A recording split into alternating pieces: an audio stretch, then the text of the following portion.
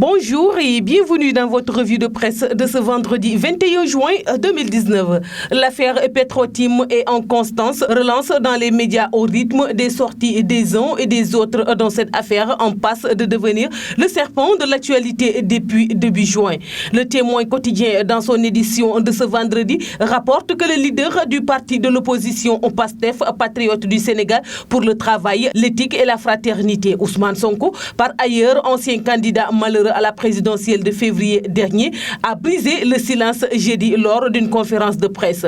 Une première selon le journal depuis les révélations de la BBC sur le scandale des contrats pétrogaziers impliquant l'État, l'entreprise Petro-Tim de l'homme d'affaires Frank Timis, Alioune Sall, frère du président Macky Sall, mais aussi le géant britannique BP. Le Témoin quotidien rapporte que selon Ousmane Sonko, dans cette nébuleuse au ralent de crimes financiers et économiques, il s'agit entre autres d'infractions au code pétrolier, à la constitution sénégalaise, au stade général de la fonction publique, corruption et trafic d'influence, prise illégale d'intérêts et délit d'initiés. Il charge davantage le président de la République et son frère, les désignant dans des propos rapportés par le quotidien LAS, ce qui fait dire Vox Populi que Sonko balance ses missiles sur Macky. Le leader de PASTEF pour la négociation des contrats indique le même journal selon lequel, ce faisant, Ousmane Sonko a remis au goût du jour une promesse de campagne de Macky Sall. Ousmane Sonko a ainsi invité les Sénégalais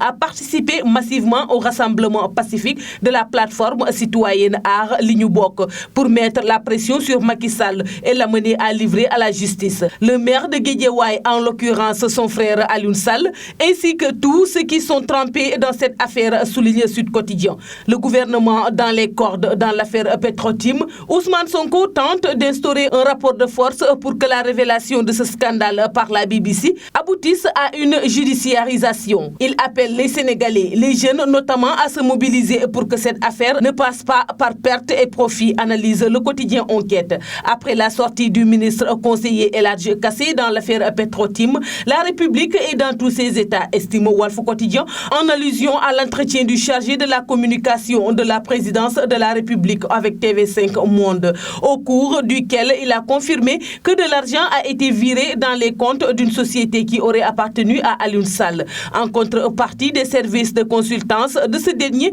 en matière agricole. Or, M. Sall a jusque-là démenti avoir reçu un quelconque virement. Dans un documentaire publié le 3 juin dernier par la chaîne BBC et intitulé Sénégal Scandale à 10 milliards, le média public britannique fait état d'un paiement de $250,000, soit 146 millions de l'homme d'affaires Frank Timis à Alioune Sall. Un point crucial de ces allégations de corruption dans l'attribution de contrats pétroliers au Sénégal. La BBC affirme notamment démontrer comment la société de Frank Timis s'était vue retirer puis réattribuer d'une autorisation d'exploration après l'accession au pouvoir du président actuel Macky Sall en mars 2012. Le gouvernement a battu en brèche ces allégations, parlant notamment du reportage de la BBC comme d'un tissu de contre-vérité destiné volontairement à manipuler l'opinion et jeter le discrédit sur le gouvernement et l'État du Sénégal. Mais le patron de PASTEF vient d'en rajouter une autre couche avec sa sortie, agrétignant au passage la communication gouvernementale sur cette question. C'est difficile de garder une cohérence dans le mensonge, dit-il dans les colonnes du journal Le Quotidien. Du moment que Enquête parle de son côté de communication bancale et affiche dissonance troublante après le carton rouge donné à El Hadji Kassé par Yakham Mbaye, le directeur général du quotidien Le Soleil, reprochant aux premières sa sortie sur TV5 Monde. El Hadji Kassé, dont l'œuvre est apparemment commanditée,